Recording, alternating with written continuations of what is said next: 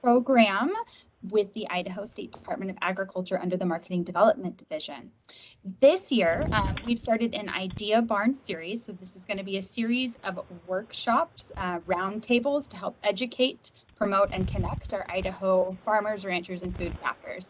One area of this is going to be our agritourism series. So we're so excited to have you guys all here, and we're really excited for our speakers to be joining us today. So let's get started. So just making sure this is functioning. Perfect. A few housekeeping items. Everybody who's joined us on the call, it would be great if you could drop your detail, your name, your location in the comments, just so we have an idea of where you guys are from, what farms you guys are a part of, just so we can better be informed about who our community is here. And then check your sound, mute your lines, and then use the chat box for any communications or questions. We will follow up with questions at the end, a little QA.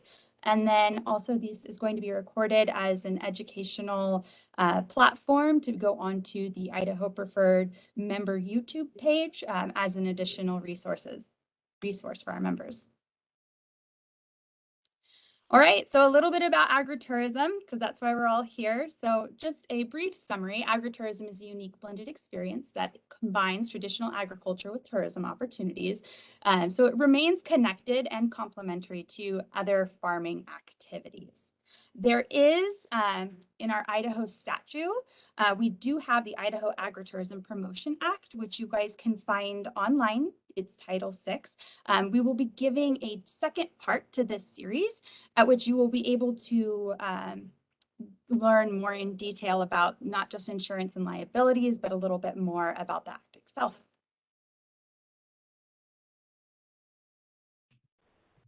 All right, about Idaho Preferred. So Idaho Preferred, we have been around since 2003, so the program is nearing its 20-year mark. And it is our mission to help promote, connect, and educate our Idaho producers to help them grow their marketplace. So these roundtables and workshops is a part of that educational aspect of the program. You know, it's really our goal to help strengthen our local food system through empowering our local community. So how we specifically support our agritourism community currently. So a lot of it's going to be through our digital marketing efforts. In this last year, we've really taken a stance on upping our blog posts, our social media, and really driving our consumer newsletter, just packing it full of local information. We also have our member newsletter, which we put a lot of time and effort into building out resources. So making sure our members have you know, grant opportunities, any upcoming events, sales opportunities, things of that nature. We'll go ahead and line that all up in our member newsletter. So 2 different newsletters, but we still try to pack them full of agritourism related content. We've started our community calendar in this last year. So we do encourage everybody on this call to go take a look at that. That's idahopreferred.com. In the upper right-hand corner, you're going to see an event section on our website. You'll click into that. Eventually, it's going to say community calendar, but for now, it says events. And you guys can just send us a request via email, and we'll go ahead and get that put onto our calendar if you have a special event or promotion coming up. And then we also help promote it through our other digital marketing efforts like our social media platforms and our website. The Pumpkin Patch and Corn Maze brochure. So we currently have a Pumpkin Patch and Corn Maze brochure that we put out every year in conjunction with ISDA's efforts. In the coming year, we're looking at expanding those efforts. So it's not just pumpkin patches and corn maze, because we know there's so much more to agritourism than that. There is the wine brochure that's currently out there. But in addition to those efforts, we like the idea of doing additional trails. So whether it's like you pick orchard trails, you pick flower trails, you know, dairy trails, you know, making cheese, things of that nature. You know, we're excited to continue to expand those guides and brochures. Digital marketing partnerships. So if you wanted to partner, and this kind of goes with the next bullet point too, connections. If you wanted to partner with other producers out there, or even other food crafters or brands, we help make those connections. So if you're like, I have this great idea, but I'm not sure who might be a good fit for this, reach out to us and we're happy to help build those connections in. We're also open to collaborating on events as well, through promotion on our digital marketing efforts. We're there to help encourage our consumer base to make it to your guys' events, because we want them to get out in agriculture and get their hands dirty and enjoy it. But we're also, here to help set it up as well. And then providing educational opportunities. So one thing we're really looking forward to in the coming year is we're building out an agritourism section on our website. So this is going to be a consumer-facing side of our website that is going to help really pinpoint the different opportunities in the various regions throughout the state. So, you'll hear more from us in the upcoming year on trying to bridge and reach out to you guys and fill in the gaps on, things that you guys are doing on your farms, different activities. I mean, it could be kombucha making, it could be cheese making, it could be a petting zoo. We know that there's so many different ways you guys are incorporating activities onto your guys' farms, or just even in your food crafting industries. And we want to help with those. So we're very excited to do that. And then we're also building out an agritourism section on our member portal that we're filling with resources for business development and promotion. All right.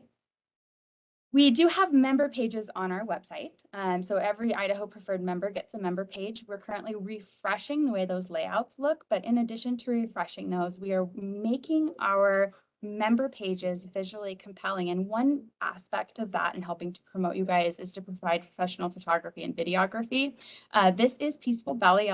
This is the 1-minute clip of the 3+ minute video. So the full length video, if you'd like to see that, you can head over to our YouTube and check it out. But this just does a great job at kind of showing the depth and breadth of some agritourism opportunities on this particular farm. So I'll go ahead and play that now. So right now on our farm, we do grow quite a bit of vegetables. We have a large CSA. We have a farm stand. We do pick your own flowers. We have a restaurant. And then we teach classes and host field trips for elementary school kids. We can then do what we really want to do. Is build community. Local food is all about community building. The more community that can be built around the local food system, the stronger the local food system is. Because that is really what you support when you support local food, is a community that you want to be a part of.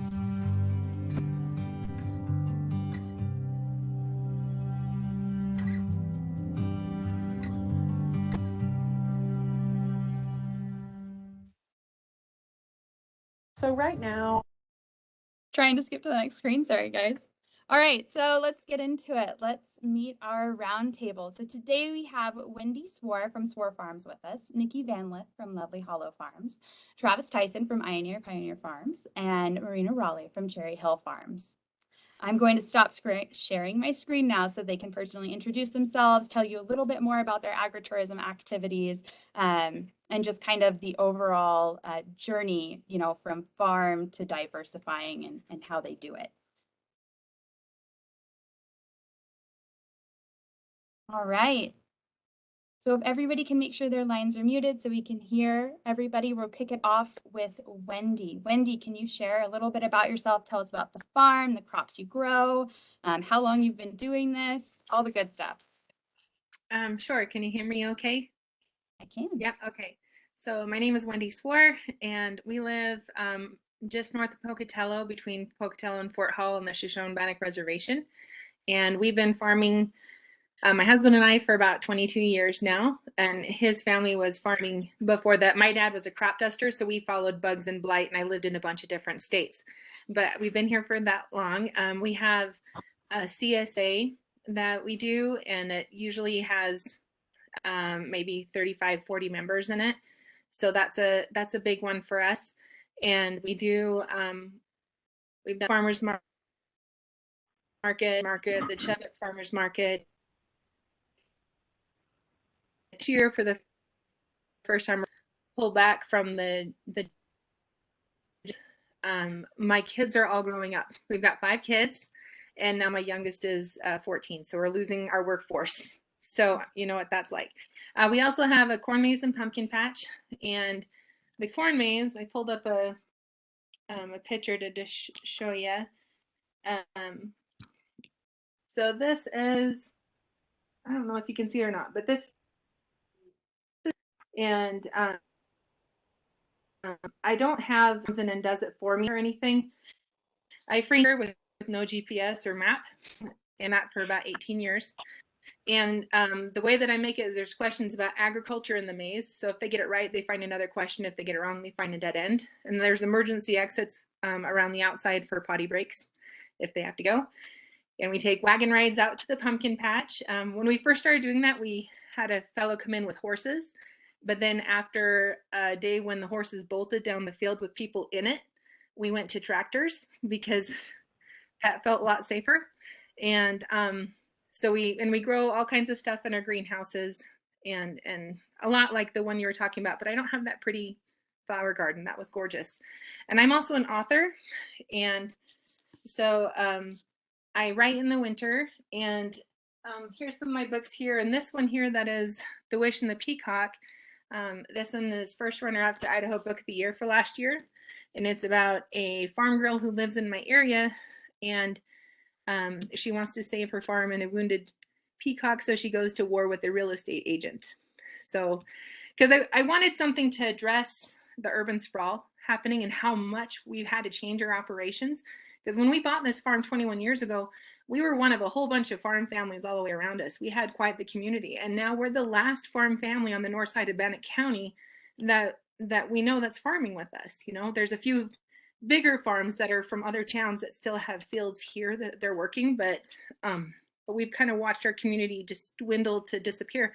So I wanted to be able to address that and have other people see what it was like for us and be able to actually care about the farms that are disappearing. And so like they pull a calf and all the things in the book. And anyway, so that's a fun aspect. But I joke that I picked the two professions that take the most time and pay the least, but I love them both, so it's okay. So I don't know, what else would you like to know? I think that's a great introduction, Wendy. Okay. Okay, we'll circle back for more. All right, let's shift over to Nikki. Hello, how is everyone?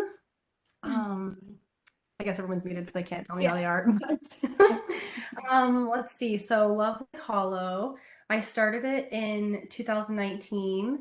I grew up in the cattle business though my entire life, in the Treasure Valley, just in Caldwell. So feedlots, ranching, cattle buying, cattle trading. And I thought that I was going to do that for the rest of my life. And I wanted to. After I graduated from Utah State, in agriculture, I worked at the family's feedlots for a little bit, and I just realized it was not really my calling. I'm a pretty social human, and it was very just kind of isolating to just be with cows all day. So I decided to change courses, and I knew that I'd always wanted to be my own boss, but I didn't quite know what it was going to be. And one day I saw my sisters post a photo, and they were like in this flower field, and they were like with all their sorority sisters, and I thought that was such a cool idea that it just brought communities and groups and organizations together to kind of create a social experience over flowers. And so I started doing more research, and there wasn't really a ton in the Treasure Valley. I think there was maybe 2. And so I just decided to start growing flowers. And so I opened up Lovely Hollow in 2019, and it was a very small and intimate season. I would sit out there Friday, Saturday, and Sunday morning. It was just me, and like I had a little store more shed and some scissors, and people would cut flowers. And then when COVID came, there wasn't really quite a lot to do. And so we saw an exponential growth year that year, and kind of scrambled to accommodate for how many people were interested in agritourism, interested in being outside, interested in just doing anything really in the year of 2020. And so yeah, it's a 4-acre farm of cut flowers, dahlias. Oh, we added in pumpkins, and those did really well. I admire Wendy for having such an established pumpkin patch and coordinated business. That's really awesome. That's a ton of work. So I know what she means by when she says, you do like the most and you're paid the least, but it's so worth it because you just absolutely love it. So yeah, this is my 4th season coming up, and we've actually changed locations, and we've moved the flower farm a little bit closer actually to the Sunny Slope Wine Trail. And so I grew up out here on Chicken Dinner Road, and so we've moved it back to my family's property, and so I'm really excited about that. So lots of changes coming. So yeah. Thank you, Nikki. I think we're all excited for your new location. It's going to be beautiful. Thank you. Yeah. Thanks. All right, Travis, you're up. Please share a little bit about yourself, your farm, and all of the neat agritourism hosting opportunities you're bringing.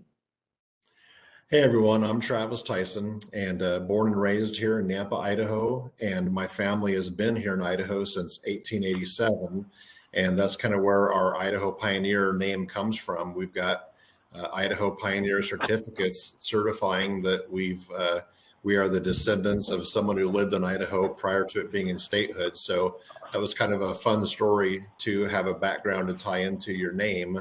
And of course, a lot of people that come and visit my farm, just an interesting tidbit that they love to hear about. So we've got 10 acres in South Nampa, and it's on the top of a hill. So I don't have a flat irrigated cropland.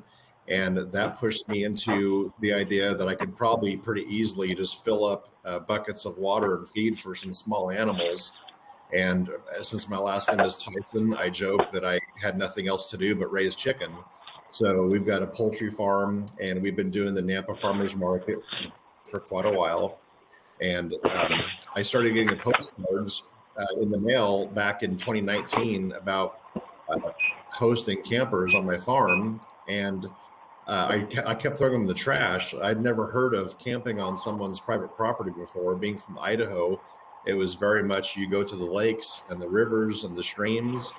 And I kept throwing those postcards in the mail, and we ended up signing up, and we had 5 campers come out and stay in 2019. And it was very interesting. We're all very people friendly. We love being sociable with others. And so we have wanted to just learn about where were they coming from, where were they heading. And then COVID hit, and we went from 5 campers in 2019 to 75 campers in 2020.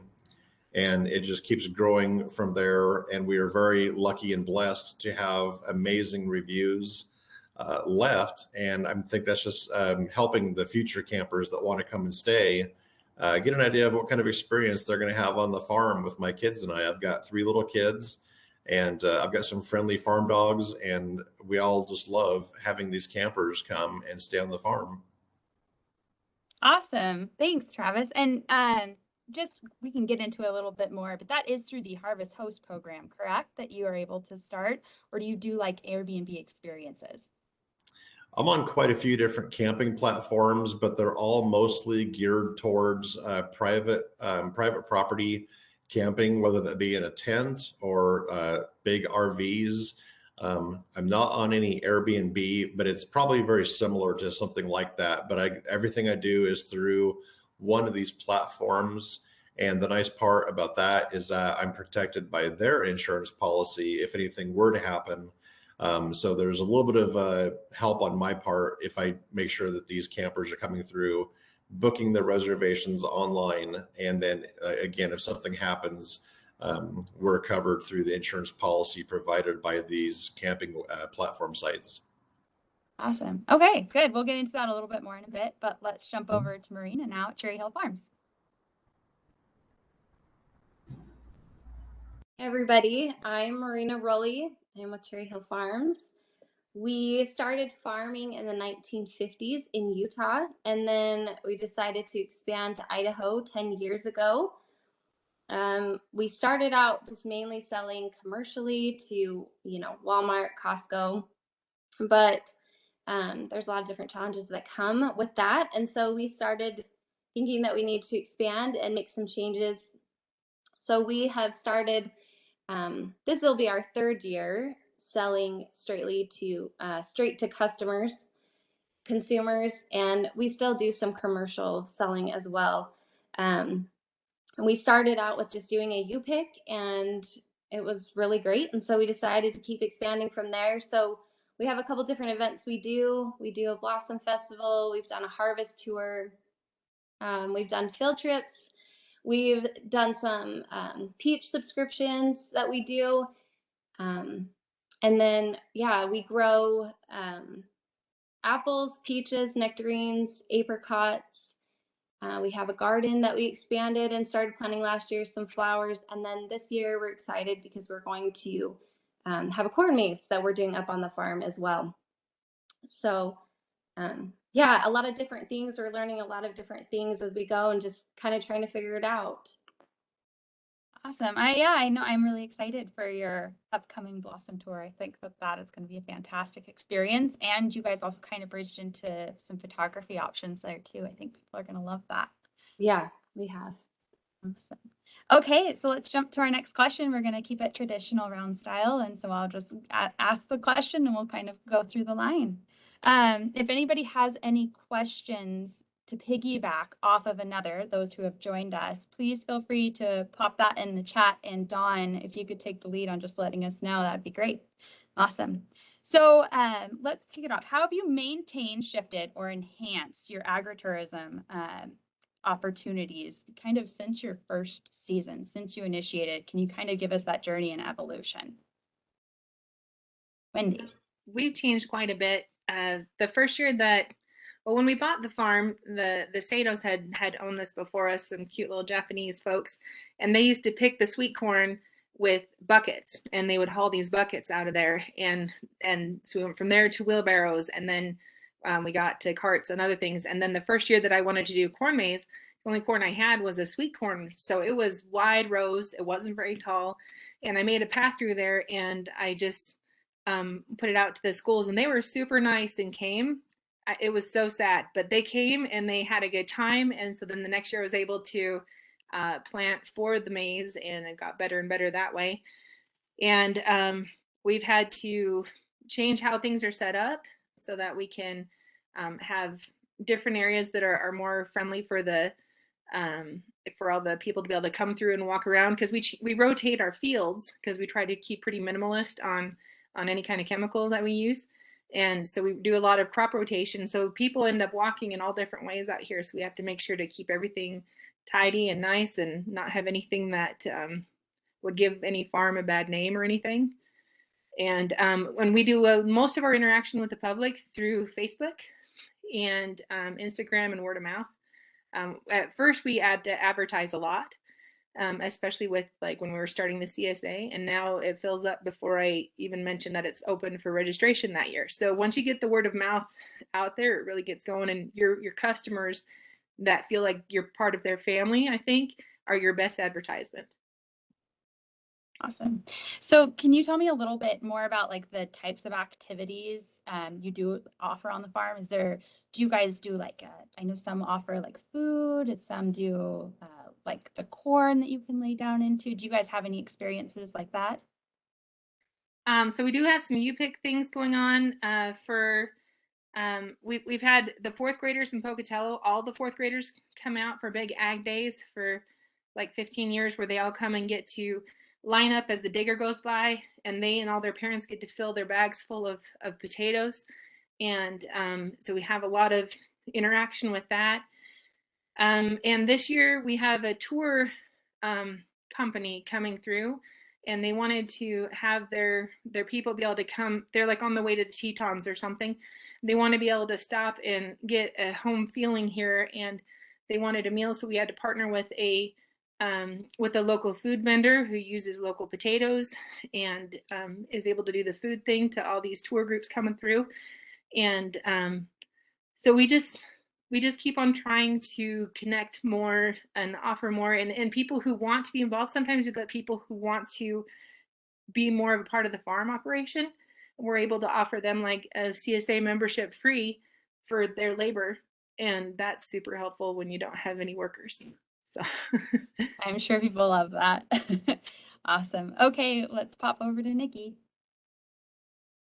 Okay, so how have I maintained, shifted, or enhanced agritourism since my first season?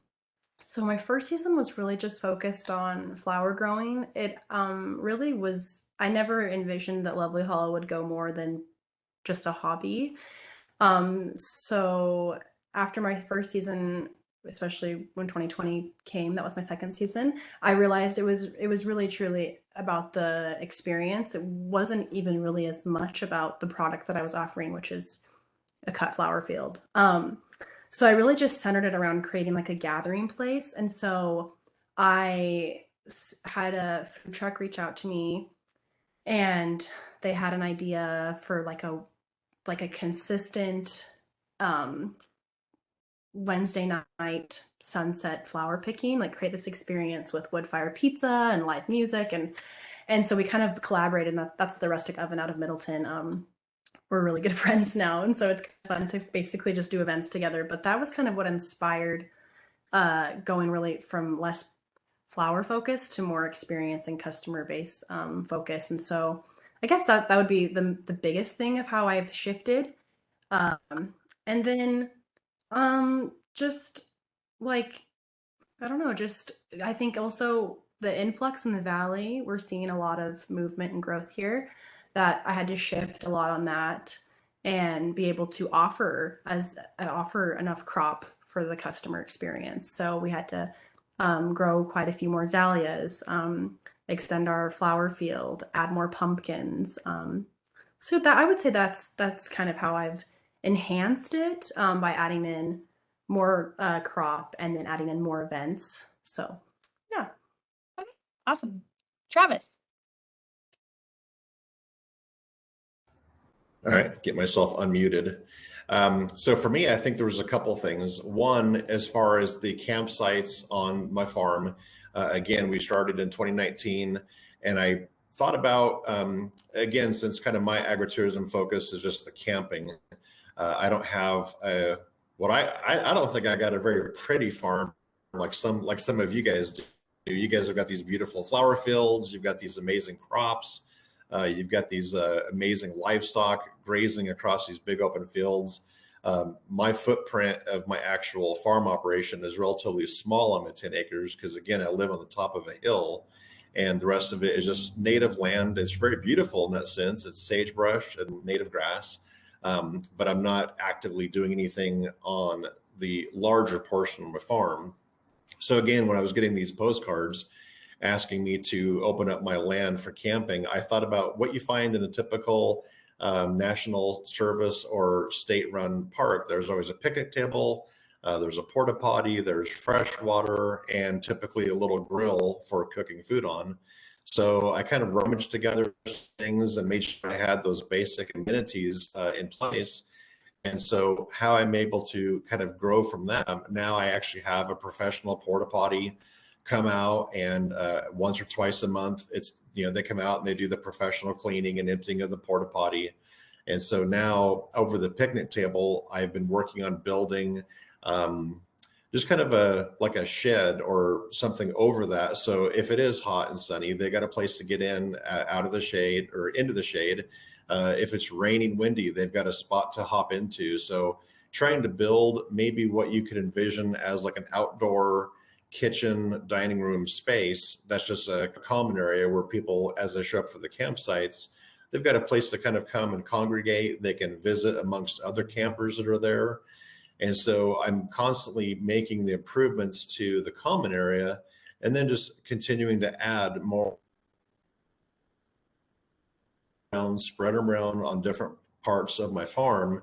So some people, they don't want to necessarily feel like they're in a campground with neighbors. So I try to create these unique spaces where they can feel like they're truly kind of out in the middle of nowhere and by themselves. The second thing I would say about what's changed is we used to do the farmer's market, and any of you that do the farmer's market, you know the pain of dragging everything every Saturday to the market, hoping you sell, and whatever you don't sell, you're loading back up and bringing back to the back at home. And for my case, it maybe was even more difficult because I've got frozen poultry products, and so there's definitely a temperature you want to pay close attention to.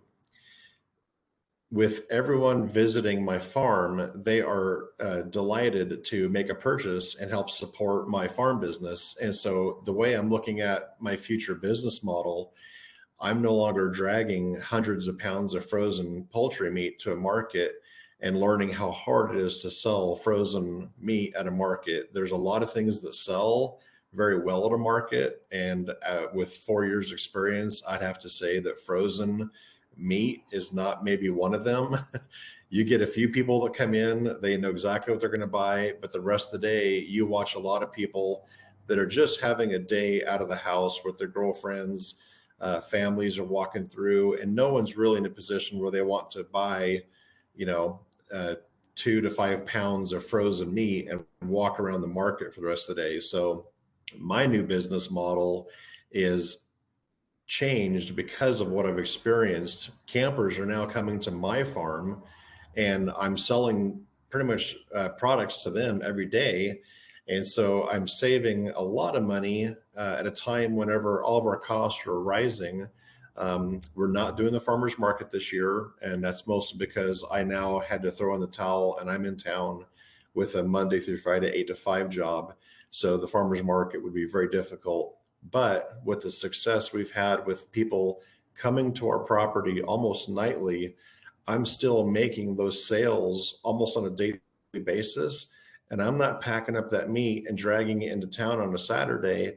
I'm making sales directly on my farm, and they are, most of them are very generous. They make a very generous purchase from me.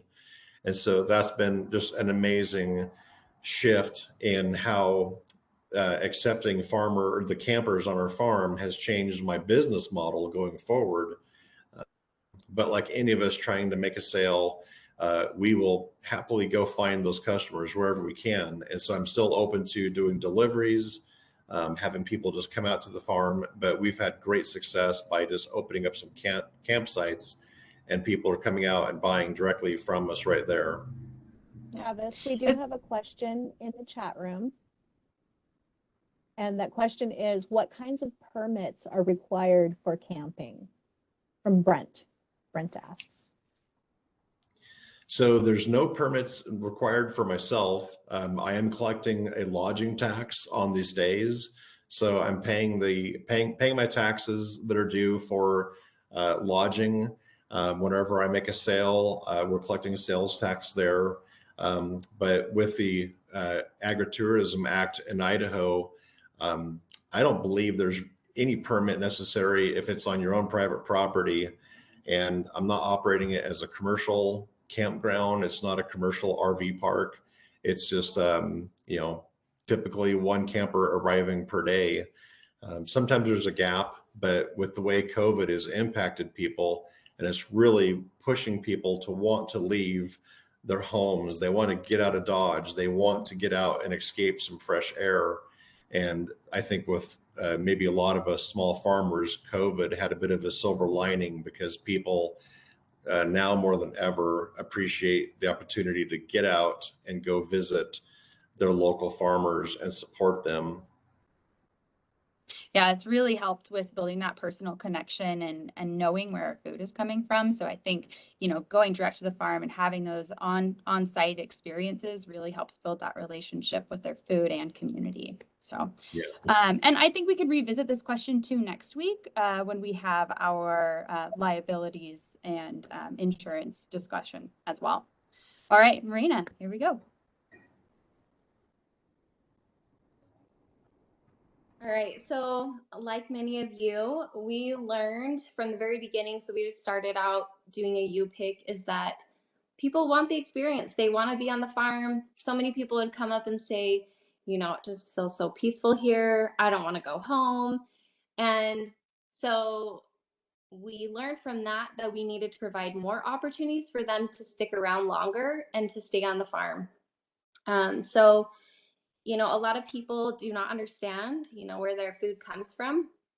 And so we've also learned that people want to connect to their food, to understand where it comes from, to have their kids have an opportunity to pick fruit off the tree, or to pick something out of the garden, a vegetable or a flower or a pumpkin. But they want them to have those experiences, because, this generation is really not getting a lot of those opportunities or experiences to connect to their food. Another thing we've just learned is the importance of educating people. And there's a lot of people who want to understand where their food comes from. And so education is a big part of something that we've tried to do to help people understand a little bit more. We've done that through some of our events that we've held, as well as just having, field trips that have come out. We've had some preschool groups come out. Just a lot of people want to learn. And so we've tried to provide more opportunities for them to learn and be able to connect to their food and understand where it comes from. So that's kind of how we've shifted. All right, so this is a good segue into talking about partnerships, because partnerships can be so incredibly impactful, not just for, building a positive experience on your farm, but, also for the promotional marketing side of things, and just, building that strength in the community, your brand awareness in the community overall. So Wendy, can you give us a example or two? I know you kind of mentioned one earlier, but maybe if you have another one of a way that you've partnered that you really felt made a great impact. Oh, are you muted? Sorry. It's okay. For the Ag Days thing, we partnered with the 𝗣𝗂𝗺𝗵𝗵 County Farm Bureau. And the way that helped was we started out doing field trips and lots of classes were coming. And then the school district had budget cuts and they were no longer allowed to have any field trips. They cut their field trips to nothing. So 𝗣𝗂𝗺 County Farm Bureau paid for the busing. And so we were able to involve other organizations like the FFA and the Bureau of Land Management and the Extension Office and all kinds of stuff, so that we had all these little things that we would rotate between, and 𝗣𝗺 County Farm Bureau was able to pay for the busing to make it so it was possible. Now the budget's a little bit better, but there's about 10 years there where there would have been no field trips from the school age ones. We only would have had preschools. So that was a good partnership, and we're hoping that this vacation company goes well, and I will let you know after that starts. That's this year, so we have high hopes and we're crossing our fingers. Good. It'll go well. All right, Nikki. Okay, a few people or things that I've partnered with to kind of create a unique experience. I kind of mentioned it before, but like I said, focusing more on the customer experience, partnering up with food trucks, reliable food trucks, vetting them, making sure that they can handle the crowd and keep up with the pace, reaching out to local musicians, artists, just really creating the ultimate experience. And like Marina said, you want to create experiences that people can stay longer, because very similar feedback. We really love it here. It's very peaceful. We want to get away from, our 9 to 5 and the hustle and bustle and come out to the country and enjoy Idaho agriculture. Because when you're at the flower farm, not only are you amongst flowers, there's also a lot of farming around the area as well. So the next door neighbors farm onions, the other next door neighbors, they cut hay. And so there's quite a bit going on. So the kids always think it's really cool, and adults as well, to see all the machinery. So I think for me, I've noticed that when I partner with reliable food trucks and reliable entertainment and kind of create these festivals, one of our big ones is called Pumpkin Days. I kind of just randomly organized it one year and it really took off. And so that was a success, and having reliable food trucks to provide those commodities and to people was really crucial. So I would say for me, that's what I need to center it around for a unique customer experience. And then, like, as always, the flower crops always need to be like in good condition to also provide. And so, yeah. So some types of just examples of the vendors that you have. So you've got coffee, right? You do the coffee trucks. Yeah. So I try and bring in so we're usually open Wednesday nights and then Saturday and Sunday mornings. I'm considering opening up a weekday morning for more of a slower crowd, more of an intimate crowd. I have a lot of moms that have given me feedback, like it's a lot on Wednesday nights or Saturday and Sundays for my kids. There's a lot of people, there's a lot going on. So is there a more relaxed morning? So I'm considering doing like a Friday or Thursday morning for like a family discount morning or something. But yeah, I try to do a coffee truck usually in the mornings, which are they're very difficult to find. So, and then I always have my pizza truck on Wednesday nights, and I'll bring in Stella's ice cream. They're based out of 𝗕𝗂𝗺𝗏𝗄𝗃 area. And then I found a few new food trucks in the last week actually that I'm going to go visit this weekend and bring them in. So I'm really excited about that. And then I'm starting to book local artists for musicians, and so and then starting to plan kind of some festivals.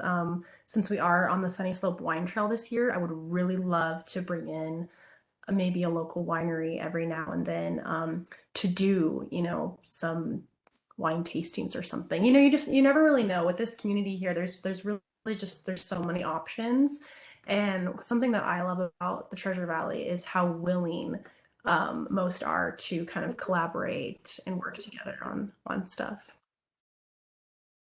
Okay, I love it. But let's move on to Travis, because I think we're going to run out of time before we know it. So I'm going to end up popcorning to some, more integral questions. But, this is just our first one out of hopefully many more agritourism series to come, because we know there's a lot of topics to cover. All right, Travis. So one of the awesome things that I was able to do, I had some people show up and they said, we're vegetarians, we don't eat meat. So I needed to find a way to quickly how to service those customers. And so since I have a great relationship with the Nampa Farmers Market and a lot of the amazing families and vendors there, I began reaching out to them, and I'm essentially building a mini Nampa Farmers Market on my farm, where I can bring in products, whether it be crafts, or I've got an amazing friend who makes soap from goat milk, and so I've had to adapt my model and what I'm offering on my farm because not everyone wants to buy poultry. So I've just built a little small miniature farmers market stand on my farm. So when those people show up and they say, we're very sorry, we don't eat meat, I now have another method to support the Treasure Valley businesses and highlight some really crafty people and people that are very passionate about their local, their handmade, their everything here in the Treasure Valley. So that's turned out to be very popular. Oh, that's an awesome way to partner. I love it. All right, Yeah. Rena. Yeah, so like many of you, we've brought in some food trucks, which is super awesome because they advertise for you and you can advertise for them. We've also connected with some of the local, just local businesses around where we are, and we sell their products. And then we've also had them bring, so some of them have animals. And so for some of our family days that we have, they are able to bring their animals in. They're able to advertise for themselves, as well as bring in any products that they want to sell. So it's just great. We can work together as a community. We also just sell some of our products at our stand that are from people locally. So that's just another great way to work together with other farmers and other people in agriculture as well. Awesome. Okay. And then I Okay, just wanted to Erica. share. Yes. Sorry, we have another I know- question. I- Two more questions. I know there's a couple questions in there. I'm going to get through partnerships, and then we can kind of shift the conversation into, kind of our challenges, things that we've decided, maybe we wouldn't want to do again. But I think there's one question for Lovely Hollow in the interim. Do you want to ask that one? Yeah, let's see. For Lovely Hollow, how many people do you have employed to handle a typical weekend? A typical weekend, I usually have about 5. For a bigger weekend, I usually try to have around 10 to 15. And some of them aren't really like on payroll, like they're like my family, so, which I'm really grateful for, but just to handle like parking and just inquiries, or any kind of like damage control, or like, if I can't be there to handle if I'm always there, but if I cannot handle that specific situation, then I have someone that's like there to like handle that and make executive decisions. So around 5 on average. Awesome. Okay. All right, so let's shift into some of our biggest challenges. What advice also would you guys give to somebody who is kind of just looking at diversifying? So maybe make it a two-part answer, just for the sake of time. Wendy. Something that we wouldn't try again, is that? Yes. Wouldn't try again, or like a big challenge that you guys have had that you've had, had to face and overcome. Yes. Well, not horses for the wagons.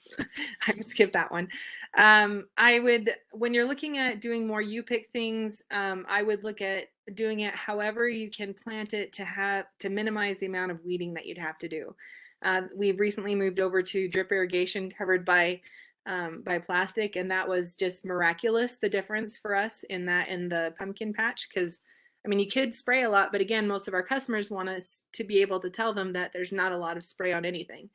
And that's really difficult when your only other option is manpower and, elbow grease. So we try to plant everything in such a way to minimize however much work we have to do afterward. All right, Nikki. Things I would never do again. And then also things to diversify. I think to really get clear on what your niche is, to really determine who our audience is, who you're trying to target. I think when you try and do things that can fit everyone, you will find yourself feeling a bit all over the place because you cannot please everyone. So if you really determine who your audience is, that is just makes things so much easier. And then also for me, I would always vet your entertainment and your food trucks. That sounds like duh, but don't get desperate and just be like, yeah, sure. Really vet them and really, really have expectations lined out, maybe on a contract. That my first year, I really struggled with that and I felt unfulfilled sometimes. So maybe that, and then just getting more organized from the beginning for me. I know it went from a hobby to a business, so maybe that's why I feel like that's something I would change from the get-go. But yeah, just getting more organized and having a clear goal in mind for your business, a clear brand. So yeah. Awesome. Thank you. Travis. So for my agritourism model, different from some of the other fellow speakers today, my visitors are coming through other platforms, and so they've already been vetted, they've already been verified, and so that's a benefit that I have. So I haven't had any unexpected things. There's nothing I've experienced that would make me say I don't want to do that again. It's pretty straightforward. They're booking a campsite for the night. But what I would say in terms of advice I would have for someone looking into really any of our models, as a lot of my fellow speakers have mentioned, people are coming out to our farms because they want an experience that they're not going to get somewhere else. And I've got to say, having a bright, shiny personality and a smile is exactly what you need to have to do this. And so you've got to really understand your strengths and your weaknesses. And I know a lot of amazing farmers that just break their back to do what they do. But dare I say, they're a little crunchy. They're not so personable. And the people that want to come to your farm for the experience, they want to be greeted with an amazing smile. They want to be greeted with a very warm reception that you are welcome on my property and we're excited to have you. And I just know that that's something, even at the farmer's market, I've experienced amazing vendors, but some of them just really struggle with the personable warmth feeling. And so just an advice for people wanting to step out an adventure, really make sure if that's not your forte, do your best. When those people show up on your property, give them the best smile you've got. Give them that warm, fuzzy feeling, because that's what they're going to leave thinking about. And we've been blessed with just incredible reviews on these sites of just what people feel when they leave. And so really just focus on the experience you're going to offer and make sure that they want to come back, make sure they want to recommend you to their friends. That's great advice. Relationship building, so important. All right, Marina. So I think some of the biggest challenges, at least that we face on our farm in general, is that there are a lot of variables that you can't control, like the weather. And, like this year, we had a really cold year. So things that you plan on and you hope for that might happen, they don't always work out the way that you had hoped, just because there are certain things you can't control. And so I think just learning to keep adjusting and be flexible, because that's part of agriculture. It doesn't always go the way you hope or the way you plan. Some advice that I would give is that if you have an idea, then try it, and don't be afraid to do something that you think that nobody may like. Someone said, who's going to want to pick tart cherries off of a tree? And we were very surprised that so many people came out and they wanted to try it. And so be willing to do things that if you have an idea, try it and give it a whirl, because you don't know until you try. Awesome. All right. Let's talk about promoting. So I know, Wendy, you had mentioned your kind of primary forms or methods of marketing really comes down, sounds like, to your digital marketing and your social platforms. Can you give us a little bit more information on that, or maybe other ways that you've tried to market that proved not as successful? We used to do radio ads, which I think was helpful when we did them. I think it's less helpful now, because I think there's fewer people who are tuned into radio as opposed to the regular devices. And by that time, we had enough of a following that we could pull off of there. But we used to do radio ads when the corn, maize, and pumpkin patch came on, and we had a weekly thing in the newspaper. And we've let both of those go as the social media platform has gotten big enough to be able to do that. And because we've been at the farmers market here for 20 years, and I was the president of the farmers market for 6 years, and I'm the vice president now. We're able to really connect with the community that way also. And our ag days was huge, because even though that day was centered on the little kids, all those kids had parents, and we had, the bag of our fresh potatoes going home with all of them, and they all got to know who SWOR Farms was and where we were. And so we became really well known just through the ag days. So I would suggest that a volunteer type opportunity that you don't necessarily get paid for could be your best thing at becoming a part of the community that way. So great advice. All right, Nikki. Mine is pretty much just through digital marketing. So Instagram is huge. I think, once you have established, and maybe this sounds silly, but when you have established photo taking locations, so flowers are very, very easy to photo, right? And a lot of my target audience enjoys taking a photo at the farm, tagging the flower farm with their bucket, which has our brand clearly on it.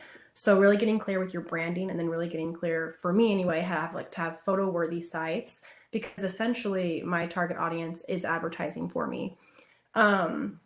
Also, along with Travis, word of mouth is huge. If you can create an experience that leaves with a warm, fuzzy feeling, you'll have 10 people talk about that. If you have an experience that leaves someone kind of feeling jaded, they will talk about that to 100 people. So it really is word of mouth. And then, for me, Instagram. So. Awesome. Thanks for sharing. Travis. One of the things I just try to do is I make sure that out of all the businesses that I run or industries I'm a part of, I want to make sure that one is feeding the other. So I'm in the real estate industry, and I just always made sure that my farmers market community members knew that I had a real estate license. I make sure that my real estate connections know that I have a farm and I raise really great tasting poultry. For a closing gift, I took a small freezer filled with my own farm raised poultry to them in their new home, so that they would always, every time they open up their freezer, they'd think about Travis and supporting my farm and wanting to order more chicken.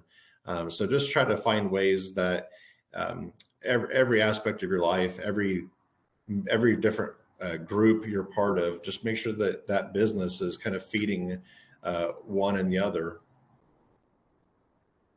Oh, that's a unique touch. I really like that approach. Yeah. Yeah.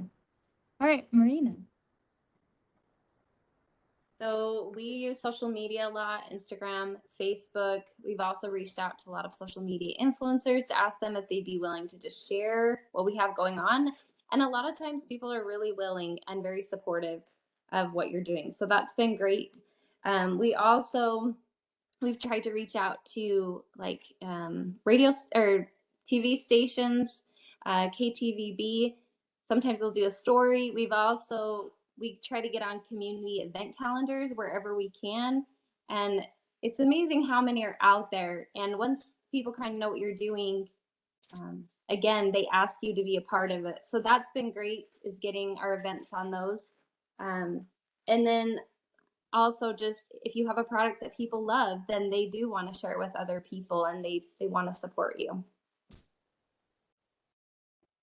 I think those are all fantastic ideas. And I know, digital marketing seems to just be our new surface level for it. But I think that there are so many ways of integrating in our word of mouth and just our personal touch into things just in our daily interactions that really can make an impact. All right, so we're going to wrap up this session now. Is there any other questions from the viewers who have joined us? Okay, so I'm just going to leave you guys with a segue. Dawn's going to go ahead and put our RSVP link in the chat box for next week's liabilities and insurance discussion on agritourism.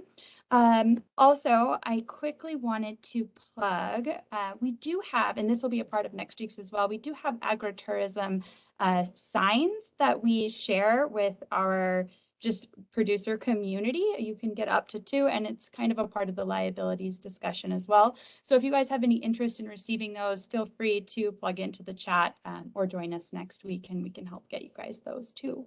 All right. Thank you guys all for joining us. We so appreciate all of your time and input. It's very valuable. So thank you, everybody. Have a good day.